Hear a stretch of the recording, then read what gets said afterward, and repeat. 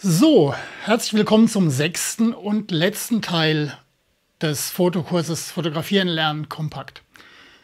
Wir sind jetzt in den letzten 5 Teilen ziemlich weit gekommen. Wir haben über die Grundlagen gesprochen, über Mindset, also den Kopf sozusagen. Wir haben über Kameras und ihre Funktionen gesprochen, über Licht und Schatten und über Bildgestaltung. Jetzt wird es Zeit, die Bilder aus der Kamera in den Computer zu bringen und ihnen den letzten Schliff zu verpassen. Und dafür gibt es eine ganze Reihe von Möglichkeiten, eine ganze Reihe von Programmen, die alle das eine oder das andere mehr oder weniger gut können und auch mehr oder weniger viel Geld kosten. Die Liste erhebt keinen Anspruch auf Vollständigkeit. Ich gehe nur auf die Programme ein, die so am weitesten verbreitet sind. Nummer 1 ist sicherlich immer das Programm, das der Hersteller mitliefert. Bei Canon gibt es ein Programm, das mitgeliefert wird. Das gleiche gibt es bei Sony, bei Nikon und allen anderen Herstellern letzten Endes auch in ähnlicher Form. Das ist ein sehr, sehr einfaches Programm, aber es ermöglicht zumindest, die Bilder aus der Kamera auf den Computer zu importieren und marginal zu bearbeiten und als JPEG zu exportieren. Wenn du die Bilder bereits in JPEG fotografiert hast, dann kannst du dir den komplizierteren Umweg über eine Bildbearbeitung natürlich sparen, wenn du daran nicht mehr viel machen willst. Wenn du in RAW arbeitest, musst du zumindest eine geringfügige Bildbearbeitung machen, eine RAW-Entwicklung. Die Programme der Kamerahersteller bieten natürlich relativ wenig Funktionen, relativ wenig Funktionsumfang, aber für den Einstieg kann das durchaus reichen. Kleiner Tipp noch zum Fotografieren in RAW.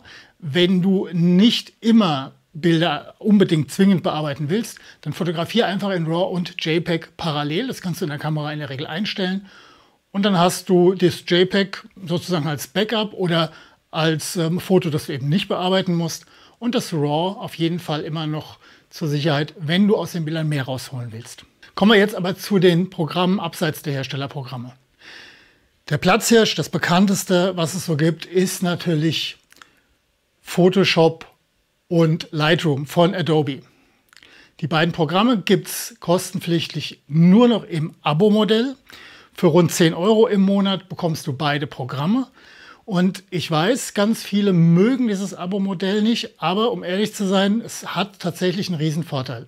Aufs Jahr gerechnet, 120 € für die beiden wirklich hochprofessionellen Programme ist nicht wirklich viel Geld vor dem Hintergrund, dass du immer die aktuellsten Versionen bekommst und niemals für zusätzliche Updates bezahlen musst. Im ersten Moment mag das, wie gesagt, ein bisschen viel erscheinen, aber man sollte da schon mal drüber nachdenken. Unterm Strich ist es gar nicht so dramatisch, wenn man das Hobby ein bisschen ernsthafter betreibt und eine professionelle Bildverwaltung, was Lightroom nämlich darstellt, und RAW-Converter, also eine RAW-Entwicklung, und gleichzeitig auch ein Programm, ein hochprofessionelles Programm zur umfangreichen Bildbearbeitung mit Photoshop haben möchte.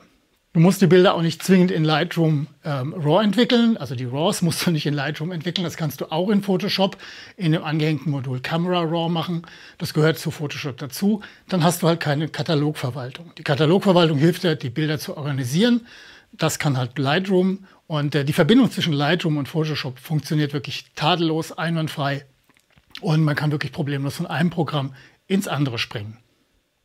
Ja, wenn du, wie gesagt, dieses Abo-Modell nicht magst, dann gibt es natürlich auch ein paar Alternativen. Die wahrscheinlich beste Alternative zu Photoshop, die auch in der Lage ist, RAW-Daten zu lesen, zu entwickeln, ist Affinity Photo. Affinity Photo kostet einmalig runde 60 €. Manchmal gibt es Aktionen. Jetzt im Sommer gab es eine Aktion, wo es für die Hälfte gab. Aber egal, 60 € einmalig, Lifetime. Du bekommst alle Updates, zumindest bisher, kostenlos. Ich habe das Programm jetzt seit 2 Jahren, glaube ich. Nutze es sehr selten, weil ich doch eher Photoshop nutze, aus verschiedensten Gründen. Aber es ist eine absolut vollwertige Photoshop-Alternative. Und tatsächlich gibt es ein paar Funktionen, die ich in Affinity Photo besser finde als in Photoshop. Aber eben auch andersherum. Es gibt Sachen, die in Photoshop besser sind. Ich bin ein bisschen Gewohnheitstier. Ich nutze Photoshop einfach, ja, aus historischen Gründen, wenn man so will. Aber das ist jetzt nur mein Ding. Affinity Photo ist wirklich ein absolut gleichwertiger Ersatz für Photoshop, und das eben für einen unschlagbaren Preis von rund 60 €. Mit dem Argument der Artificial Intelligence, also der künstlichen Intelligenz, kurz AI, wirbt Lumina. Lumina ist ein spannendes Programm, das kam vor ein paar Jahren auf den Markt, gibt es jetzt in der Version 4. irgendwas, Stand Sommer 2020, und Ja, das Besondere an Lumina ist tatsächlich, dass es mit sogenannten künstlichen Intelligenzfunktionen wirbt. Also man hat vielleicht schon mal gehört, Sky Replacement oder Portrait Enhancer. Das sind Tools, mit denen man wirklich recht beeindruckende Ergebnisse in ganz, ganz kurzer Zeit erzielen kann. Man kann es natürlich auch sehr schnell übertreiben, weil gerade das Austauschen von Himmeln, was extrem gut in Lumina funktioniert, kann auch sehr häufig überzogen werden und dann einfach unrealistisch ausschauen. Aber rein technisch gesehen ist das wirklich hervorragend. Auch der Portrait Enhancer, also das Verbessern von Porträtaufnahmen, funktioniert sehr, sehr gut. Ansonsten finde ich persönlich, was also mich persönlich an Lumina tatsächlich stört, ist nach wie vor die Performance. Das Programm ist aus meiner Sicht unfassbar langsam, braucht wahnsinnig viel Rechenpower und behindert den Workflow sozusagen, also zumindest meinen Workflow damit so sehr, dass ich es nicht einsetze. Darüber hinaus hat Lumina auch keine Katalogverwaltung, also du kannst die Bilder nicht katalogisieren. Ob man das braucht, das muss jeder selbst wissen, aber du solltest es wissen. Lumina liegt auch im Bereich von um die 80 € und ist dafür auch, denke ich, brauchbar, wenn man die Funktionen, diese speziellen AI-Funktionen zu schätzen weiß oder gerne haben möchte und einen die relativ maue Performance nicht stört. Ja, nicht unerwähnt lassen möchte ich DxO Photolab, das Programm, das ich am allerwenigsten kenne, deswegen kann ich nicht allzu viel dazu sagen. Aber ich kenne viele Fotografen, die darauf schwören und ja, damit extrem gut zurechtkommen. Das hat wohl auch ein paar recht spannende Funktionen. Das ist ein RAW-Entwickler sozusagen, genauso wie Lightroom. Auch mit der Katalogverwaltung hat meines Wissens nach extrem gute Entrauschungsfunktionen. Also wenn du ISO-Rauschen drin hast, kannst du das damit extrem gut bearbeiten. Soll auch insgesamt ein sehr gutes Programm sein. Kostet meines Wissens auch um die unter 100 € auf jeden Fall. Und ist sicherlich auch mal einen Blick wert. Die meisten Programme haben übrigens Testversionen, also da sollten wir tatsächlich mal reinschauen.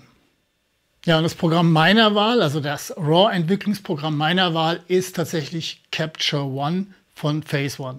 Capture One ist meiner Meinung nach der beste RAW-Converter, das beste RAW-Entwicklungsprogramm, das es auf dem Markt gibt. Ist ganz klar auf die Profischiene ausgelegt. Das hat eine Katalogverwaltung wie Lightroom. Es hat aber auch eine Session-Verwaltung, also eine andere Art, Bilder zu verwalten, die mehr auf Sessions, also auf einzelne Fotoshootings abzielt und richtet sich damit ganz klar an den Profi. Außerdem ist Capture One auch sehr stark darauf ausgelegt und auch damit bekannt geworden, dass es für das sogenannte Tethered Shooting ausgelegt ist. Also das bedeutet, das Fotografieren aus der Kamera über Kabel direkt in den Computer herein. Da ist es wirklich auch unschlagbar. Das ist eine Funktion, die man im Studio sehr häufig nutzt, um halt sofort das Bild im Computer zu haben, es auf dem großen Bildschirm gleich besser beurteilen zu können. Und da gibt es ganz klar überhaupt keine Diskussion. Es gibt kein Programm, das das annähernd so gut kann wie Capture One. Capture One geht in der Bildbearbeitung oder in den Möglichkeiten der Bildbearbeitung ein gutes Stück weiter als Lightroom. Es arbeitet nämlich ähnlich wie Photoshop auch mit Ebenen, mit Einstellungs- und Ausbesserungsebenen und führt tatsächlich dazu, dass ich, seitdem ich Capture One verwende, viel, viel weniger Photoshop brauche, weil ich Photoshop wirklich nur noch dann brauche, wenn ich eine, sagen wir mal, etwas intensivere Retusche mache. In den allermeisten Fällen, ich würde sagen in 90% aller Fälle, reicht mir Capture One für die Bearbeitungsschritte aus. Und ich kann mir den Weg zu Photoshop sparen, obwohl der von Capture One zu Photoshop und wieder zurück fast genauso flüssig und fast genauso nahtlos funktioniert wie von Lightroom zu Photoshop und zurück. Capture One ist nicht ganz günstig, es kostet über 300 € und die Updates, die annähernd jährlich kommen, also die größeren Updates, wo das Programm wirklich einen kompletten Versionssprung macht, kosten häufig auch nochmal weit über 100 €. Also es ist nicht ganz günstig, aber für mich das beste Programm für meine Art der Arbeit. Für Sony- und Fuji-User gibt es eine etwas abgespeckte Version von Capture One, allerdings gratis und das kann sich für die auf jeden Fall lohnen, zumindest mal einen Blick reinzuwerfen. Ein recht beliebtes kostenloses, komplett kostenloses Freeware- oder Open-Source-Programm ist Darktable. Darktable erinnert in seiner Optik tatsächlich sehr stark an Lightroom und auch vom Funktionsumfang ist es meines Wissens nach relativ ähnlich. Sicherlich hat ein freies, ein kostenloses Programm auch immer ein paar Einschränkungen, aber es ist kostenlos, also auf jeden Fall mal einen Blick wert. Ein Punkt, den man bei den Programmen, speziell bei den kostenlosen Programmen, nicht vergessen darf oder auf dem Schirm haben sollte, ist tatsächlich der Umgang mit neueren Dateiformaten, wie beispielsweise dem CA3 RAW-Format von Canon. Das ist jetzt gar nicht mehr so ganz neu, ist nämlich auch schon über gute 2 Jahre alt, würde ich sagen. Aber tatsächlich hat Lumina erst gelernt, damit umzugehen in der Version 4, die vor ein paar Monaten erst rauskam. Und Darktable kann es bis heute zum Beispiel nicht. Wie es mit anderen Programmen aussieht, weiß ich nicht. Lightroom kann es natürlich, Photoshop kann es natürlich. Capture One kann sowas in der Regel immer extrem schnell. Also die sind da wirklich flott, wenn neue Dateiformate und neue Kameras kommen. Ja, wie gesagt, da muss man einfach mal einen Blick drauf werfen, das muss man im Auge behalten. Und das ist kein komplettes Hindernis, weil es die Möglichkeit gibt, über den kostenlosen DNG-Konverter von Adobe so ziemlich jedes RAW-Format in das Adobe DNG RAW-Format umzuwandeln. Und damit kann eigentlich jedes Programm umgehen. Ja, das war die Kurzvorstellung der ganzen Programme, die es so braucht oder die man haben kann zur Bearbeitung von Bildern, speziell von RAWs und auch zur Verwaltung von Bildern. Wie gesagt, Lightroom, Capture One, DxO Photolab bieten Verwaltungsfunktionen, also Katalogfunktionen an, können RAWs entwickeln, bearbeiten. Wenn es dann richtig in die tiefe Bearbeitung, in Composings, in Hardcore-Retusche und solche Dinge geht, dann braucht es schon eher Photoshop oder Affinity Photo. Wie gesagt, die Liste ist nicht vollständig, ganz sicher nicht. Es ist auch kein In-Depth-Review der einzelnen Programme. Das würde jetzt hier Stunden dauern. Es geht nur darum, euch mal einen kleinen Überblick zu verschaffen und ja, eine Idee zu haben, was es so am Markt gibt. So, nachdem ich dir jetzt die Programme grob erklärt habe, dir erzählt habe, was es so alles gibt, kommen wir jetzt mal von der grauen Theorie in die Praxis. Vom Bild in der Kamera, in den Computer, den kompletten Workflow bis hinten zum Export des fertigen JPEGs. Und dazu gehen wir jetzt an meinen Computer.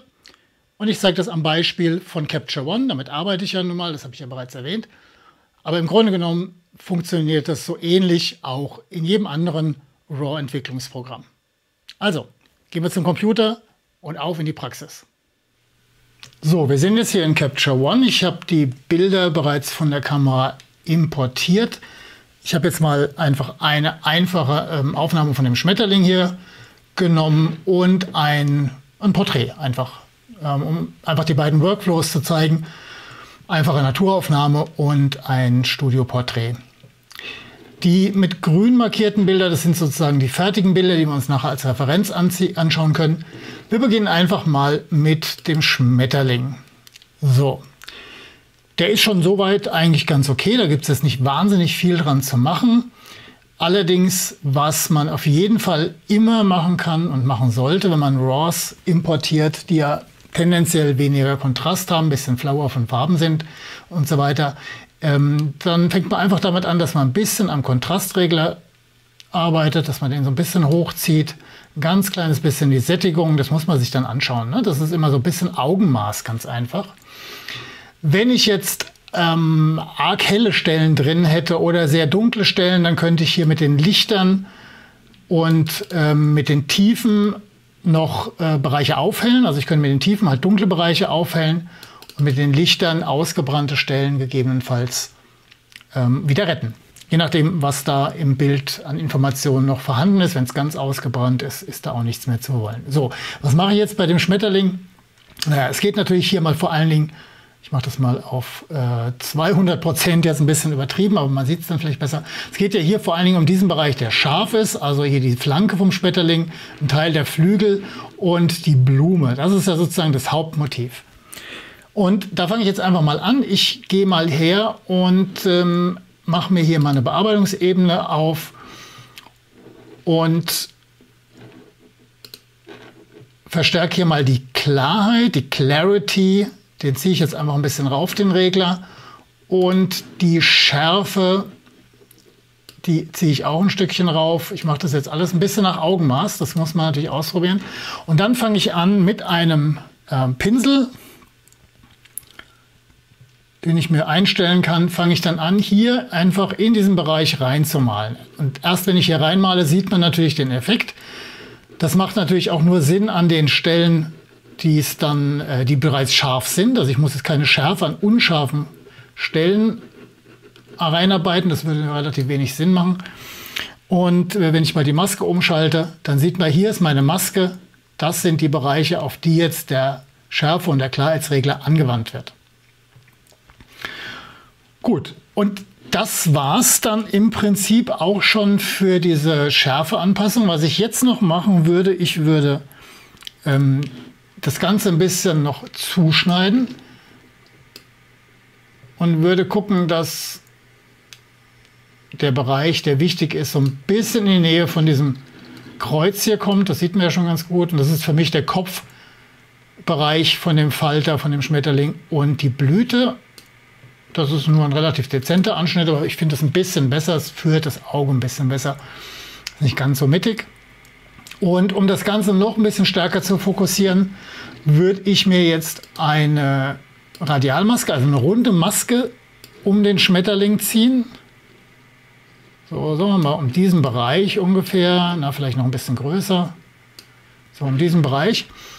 Und würde dann die Belichtung runterziehen. Das führt dazu, dass der Bereich, wo die Maske zu sehen ist, beziehungsweise wo die Maske nicht zu sehen ist, so rum, der bleibt von der Belichtung gleich und der Rest wird abgedunkelt. Also der Bereich, wo die Maske ist, wird abgedunkelt und der Bereich, wo die Maske nicht ist, bleibt wie es ist. So, jetzt könnte ich das Ganze, gehe ich wieder auf die Hintergrundebene und ziehe hier noch ein bisschen die Belichtung hoch, um es insgesamt ein bisschen heller zu machen. Und dann passt das eigentlich für mich. So, ohne Maske, mit Radialverlauf, einfach ein bisschen mehr Fokus, Lichtfokus auf den Schmetterling. Und damit habe ich im Prinzip jetzt hier zwei Anpassungen gemacht oder zwei Anpassungsebenen gemacht. In Lightroom gibt es keine Ebenen, aber da könnt ihr trotzdem mit Bereichsanpassungen arbeiten. Und ja, das ist eigentlich schon die ganze Geschichte. Mehr würde ich nicht machen. Jetzt kann man hier mal den Vorher-Nachher-Regler verwenden. Das sehen wir aus der Maske raus. Da kann man schon sehen, hier ist es noch so ein bisschen flau von den Farben und da knackt das viel mehr. Das ist viel, ja, es poppt mehr, ne? Also die Farben kommen stärker raus. Es ist ein bisschen geschärft, ein bisschen mehr Mikrokontraste. Gar keine große Sache. Hätte ich jetzt nicht geredet dabei, wäre das eine Sache von 1-2 Minuten gewesen und damit wäre das Bild fertig gewesen. Wir stellen die Bilder nochmal nebeneinander. Das heißt, wir haben jetzt hier das bearbeitete Bild, hier rechts und links das unbearbeitete Bild. Also wir können ja beim besten Willen nicht von Fake oder Manipulation oder Ähnlichem reden, sondern wir haben hier einfach nur das Bild optimiert und ein bisschen mehr rausgeholt als das, was die Kamera aus dem Bild rausgeholt hat. So, wir sind jetzt wieder in Capture One und ich mache mir mal das Ausgangsbild auf, eine Porträtaufnahme, in dem Fall in einem Fotostudio entstanden, ein Tageslichtstudio. Wir haben hier ein großes Fenster auf der linken Seite des Bildes, da kommt das Tageslicht rein durch einen durchsichtigen Vorhang, deswegen haben wir einen schönen, weichen Lichtverlauf. Das ist ein semi-professionelles Model, die ist natürlich sehr hübsch, das ist natürlich nicht sonderlich schwer, so jemanden gut zu fotografieren, aber aus dem Bild kann man natürlich noch ein bisschen mehr rausholen. Und auch hier geht es jetzt nicht darum, irgendwas zu faken, wir machen jetzt hier keine Beauty-Retusche, sie hat eh gute Haut und ich will jetzt auch die leichten Sommersprossen gar nicht weghaben, im Gegenteil, die finde ich gerade ganz gut. Das wird dann gleich das Endergebnis sein und wie man da hinkommt, das zeige ich euch jetzt. Als allererstes fange ich jetzt hier tatsächlich mal an, das Bild zu schneiden. Ich mache hier also einen kleinen Beschnitt, weil ich hier oben einfach weniger Kopf haben will. Ich schneide das mal ungefähr hier und dann habe ich so den Schnitt, der mir gut gefällt. Ich mag das ganz gern, wenn der Kopf oben ein bisschen angeschnitten ist. Das ja, bringt ein bisschen mehr Fokus auf die Augen, wie ich finde. So, und dann gehe ich her. Ich habe jetzt hier sogenannte Stile, heißen die in Capture One. In anderen Programmen, wie zum Beispiel Lightroom, heißen die Presets. Das sind im Prinzip Voreinstellungen, die man sich abspeichern kann. Hier habe ich jetzt zum Beispiel meinen Black and White, My Black and White. Das kann ich direkt darauf anwenden und dann werden schon bestimmte Einstellungen, also wie zum Beispiel die Schwarz-Weiß-Umwandlung, vorgenommen. So, jetzt werde ich hier noch ein bisschen weiterarbeiten. Das könnte man jetzt auch quasi fast schon so lassen, das ist schon gut, aber es geht ja immer darum, ein bisschen zu optimieren noch. So, ich ziehe jetzt den Kontrast hier ein ganz klein bisschen rauf, nicht zu viel. Ich gucke mal bei den Lichtern, ob ich hier ein bisschen was runterziehen kann. Ja, das ist, glaube ich, nicht so schlecht. Und das reicht auch schon, dass ich hier auf der linken Seite quasi das starke Licht ein bisschen abgeschwächt habe. So, was meiner Meinung nach bei einem Porträt mal ganz wichtig ist, ist, dass man die wichtigen Teile betont. Klingt erstmal albern, aber das ist tatsächlich die ganze Geschichte. Das Wichtige ist bei einem Porträt das Gesicht. Also die Augen natürlich, aber auch die Lippen. Hier sind es auch sicherlich die Haare. Und dafür machen wir uns mal eine Einstellungsebene und nennen die erste Ebene einfach mal Schärfen. Es ist manchmal ganz hilfreich, die Ebenen zu benennen, weil es können auch mal mehr Ebenen sein.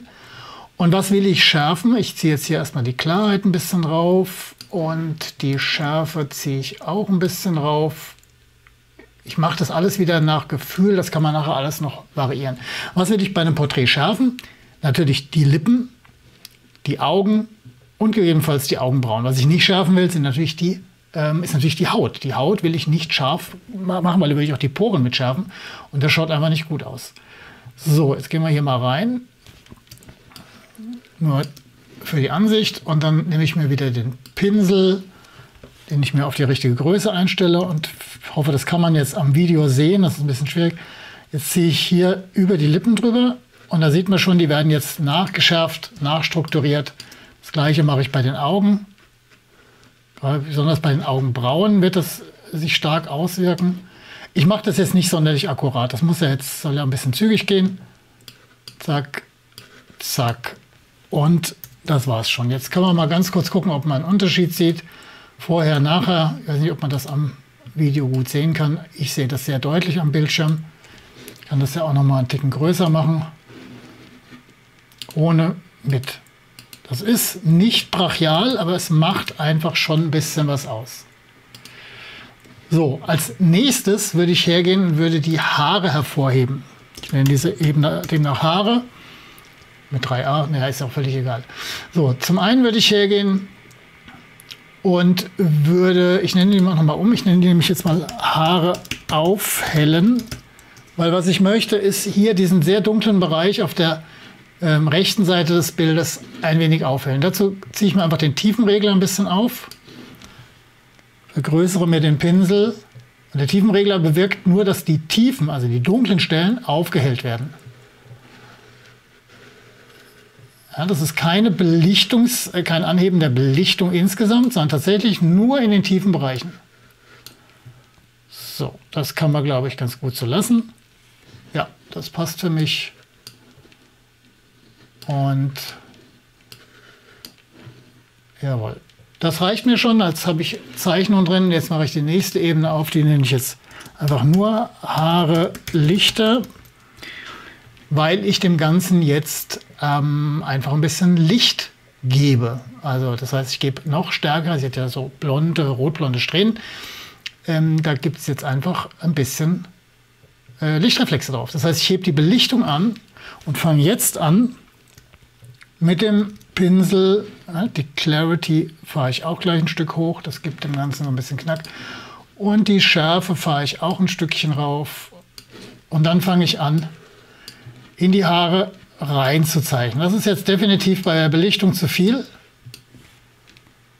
würde ich mal behaupten. Das ist definitiv viel zu viel, aber das kann man gleich nachregeln. So, ich mache das auch jetzt wieder nur bei den Stellen, die auch scharf sind. Ich brauche das nicht bei irgendwelchen unscharfen Stellen. So, das ziehen wir da mal rüber. Das ist jetzt ein bisschen too much, das Ganze. Wir gucken uns mal die Maske an. Ja, da kann man jetzt noch ein bisschen nach. Hier, da, an den Stellen kann man eigentlich überall die Maske drüber ziehen. Das ist schon okay. Da gibt es kein richtig und kein falsch. Das muss man nach Augenmaß machen. Das muss man ausprobieren. Und das kann man natürlich auch mit mehreren Ebenen später machen. Jetzt nehmen wir die Maske mal wieder weg. Und gehen hier mal hin und nehmen mal die Belichtung wieder runter.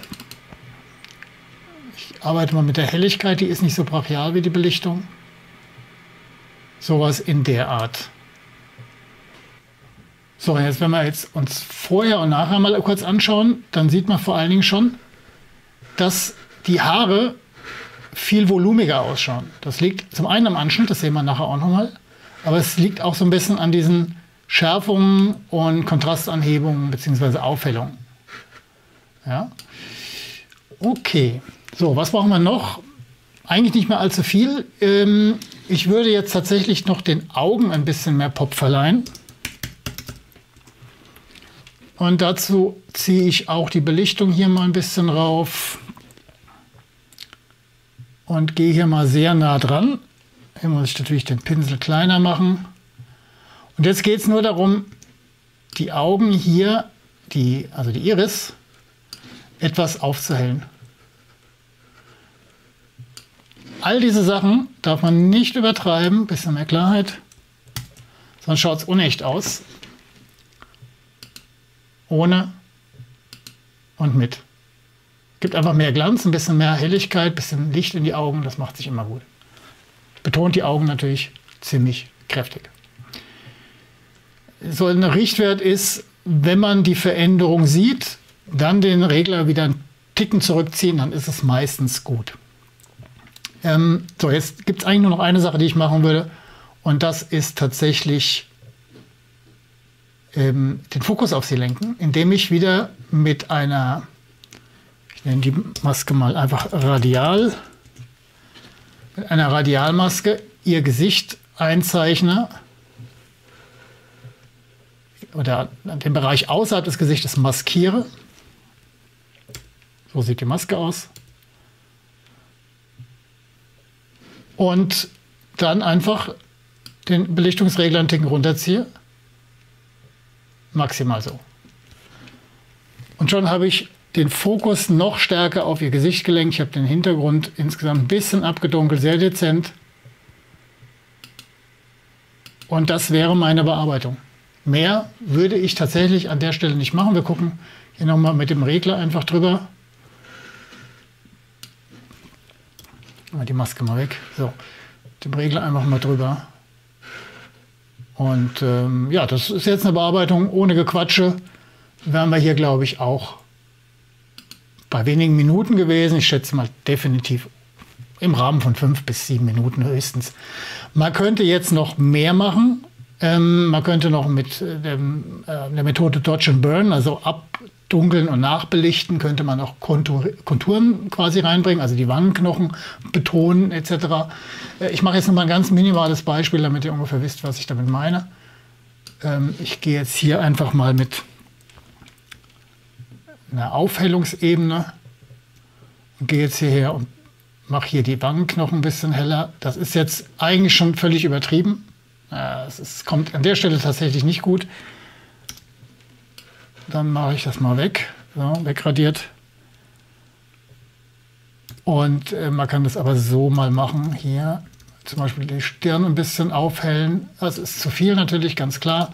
Ziehen wir gleich mal einen Regler runter. So. Ziehe ich aber die Deckkraft von dem Regler runter. Auch das ist nicht wirklich. Naja, es ist ein bisschen viel. Also das müsste man jetzt sehr viel präziser machen. Aber mit solchen Methoden kann man dann theoretisch auch noch das Gesicht konturieren. Da muss man aber sehr fein arbeiten und das ist an der Stelle auch wirklich überhaupt nicht nötig. Mache ich auch beim besten Willen nicht bei jedem Porträt. So, jetzt stellen wir uns die beiden Bilder nochmal vorher-nachher gegenüber. Und ja, also ich denke, aus einem ohnehin schon guten Porträt ist ein noch viel besseres Porträt geworden. Die Schwarz-Weiß-Umwandlung ist natürlich jetzt, die tut natürlich auch noch ihr Übriges. Aber allein der Anschnitt führt dazu und auch so ein bisschen diese Reflexe in den Haaren führt dazu, dass die Haare noch viel volumiger ausschauen. Also hat ja eh schon tolle Haare, aber es schaut nochmal aus, als hätte man sie noch mehr auftupiert. Und das macht tatsächlich an der Stelle nur der Schnitt. Auch hier wieder ganz offensichtlich, man muss nicht immer eine Riesengeschichte aus sowas machen. Kann in wenigen Minuten, wenn das Ausgangsmaterial gut ist, eine Menge draus machen. Und das ist eben der Punkt. Natürlich kann man, wenn man von Anfang an richtig fotografiert, hat man später am Computer weniger Arbeit. Man kann am Computer viel machen, aber man kann sich auch Arbeit sparen, indem man gleich richtig fotografiert. So, wenn das Bild jetzt fertig ist, dann kommt es zum Export. Capture One hat hier die sogenannten Exportrezepte, die kann ich mir selbst definieren.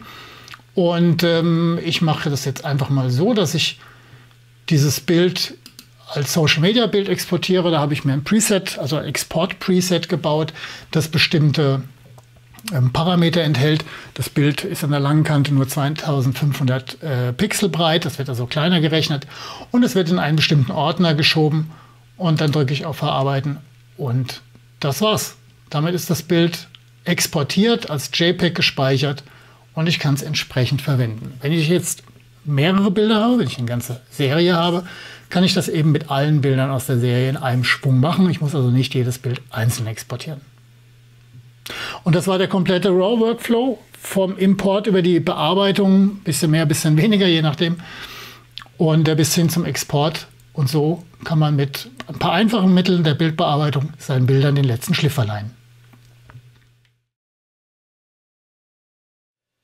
Ja, und das war's. Damit bist du durch mit dem Fotokurs Fotografieren lernen kompakt. Ich hoffe und ich bin sicher, du hast was gelernt. Ich hoffe, du kommst jetzt häufiger oder vielleicht dauerhaft raus aus dem Automatikmodus. Ich hoffe, du kannst die Bilder machen, die du machen möchtest, zu jeder Zeit, weil das Wissen dazu hast du jetzt aus dem Kurs mitgenommen. Falls dir noch was fehlt, falls du dich nicht an alles erinnerst, hast du jetzt jederzeit die Möglichkeit, dir die Videos natürlich nochmal anzuschauen, die Lektionen nochmal durchzuarbeiten in deiner Reihenfolge, in deinem Tempo. Das ist das Gute an diesem Format. So, und jetzt kann ich dir noch viel Spaß beim wunderbaren Hobby Fotografieren wünschen. Und mein Tipp ist, geh raus, schnapp deine Kamera, geh raus und fotografiere einfach.